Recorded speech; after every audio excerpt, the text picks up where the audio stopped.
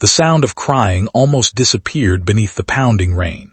As I pulled my old pickup truck onto the shoulder of the highway, I saw two young women standing beside a broken-down car with the hood raised. Their clothes were soaked, their hair plastered to their faces, and the look in their eyes wasn't just fear. It was the kind of hopelessness people carry when life has already broken them long before that moment.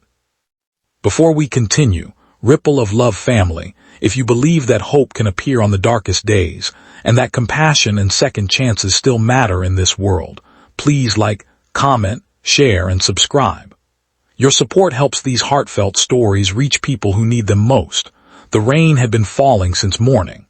Thick gray clouds stretched endlessly across the sky, turning the afternoon into something that felt closer to dusk. The highway cut through miles of forest, and there wasn't another vehicle in sight. Most people would have driven past. To be honest, part of me wanted to do the same. My name was Ethan Mercer, a 34-year-old mechanic who spent most of his days fixing other people's problems while quietly carrying his own. 3 years earlier, I had lost my wife, Claire, in a car accident during a storm much like this one. Ever since then, rain felt less like weather and more like a memory I couldn't escape. I lived alone in a small town 40 miles away. The garage where I worked kept me busy, but nothing ever filled the emptiness waiting for me at home. Most evenings ended with silence, old photographs, and thoughts I wished would leave me alone. As I stepped out of my truck, cold rain immediately soaked through my jacket. The two women looked exhausted. One appeared to be around 23 years old, wearing a black floral dress now drenched by the storm. The other looked about 22, wearing a white summer dress and carrying a backpack that seemed far too heavy for someone her size. Their expressions carried more than simple frustration over a broken vehicle. Something deeper was wrong. I walked toward the car and examined the engine. Years of experience allowed me to spot the issue quickly. A damaged alternator connection had left the battery unable to charge properly. It wasn't catastrophic, but it wasn't something they could fix themselves on the side of a deserted highway. As I worked beneath the hood, I noticed how quietly they stood nearby.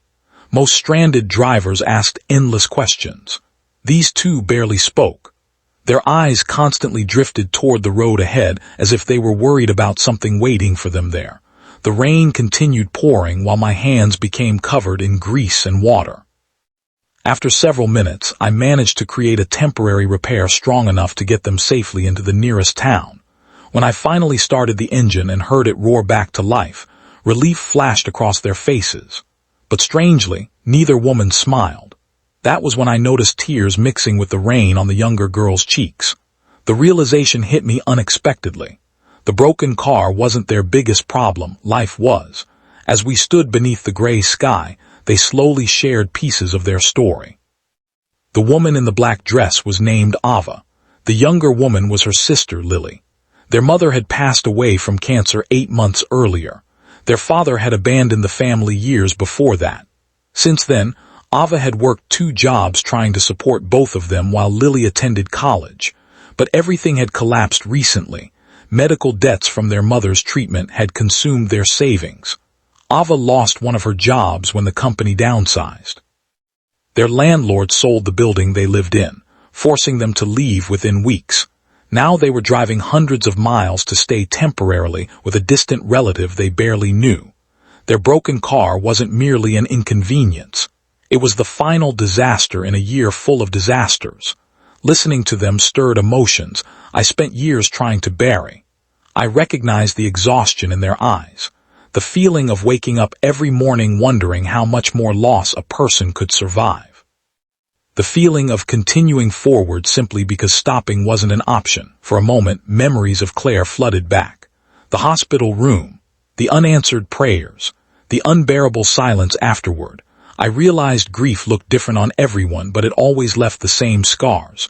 The rain slowly weakened into a steady drizzle. Since the nearest town was still 20 miles away, I offered to follow behind them in my truck to make sure the repair held. They accepted. As we traveled through the winding highway, sunlight occasionally pierced gaps in the clouds, casting golden reflections across the wet pavement.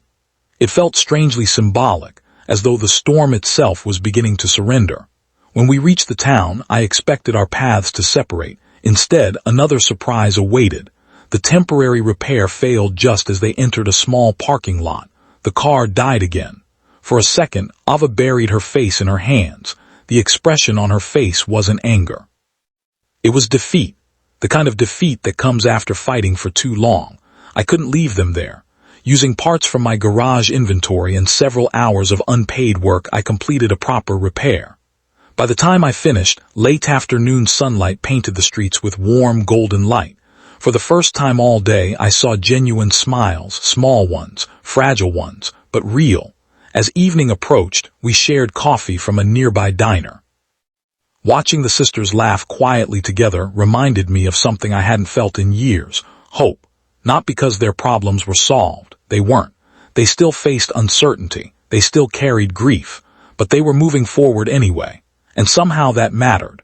When they prepared to continue their journey, an unexpected heaviness settled over me. I had spent years isolating myself from people, years convincing myself that emotional distance was safer than emotional pain. Yet in a single afternoon, these strangers had reminded me what human connection felt like. As they loaded their bags into the repaired car, sunlight finally broke completely through the clouds. The storm was over. Then came the moment I never expected. Ava looked at me with tears in her eyes, not tears of sadness this time. Gratitude. The sisters explained that I hadn't simply fixed a car. I had stopped at a moment when nearly everyone else would have driven past. I had reminded them that kindness still existed when they were beginning to doubt it. And then they said something that caught me completely off guard. They told me they hoped this wouldn't be goodbye. They said they wanted to see me again someday. For several seconds, I couldn't speak. Because what they didn't know was that they had helped me too. They had unknowingly repaired something inside me that had been broken for years. After they left, I stood alone in the parking lot watching their car disappear down the road. The sunset painted the sky with brilliant shades of orange and gold. For the first time since Claire's death, I didn't feel completely alone. Weeks passed. Then months, life continued, but something had changed. I started volunteering at community programs. I spent less time hiding from the world.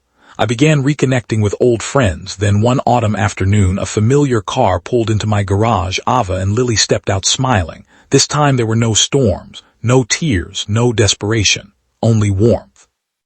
Their situation had improved. They had found stable housing. Ava secured a better job. Lily continued her education.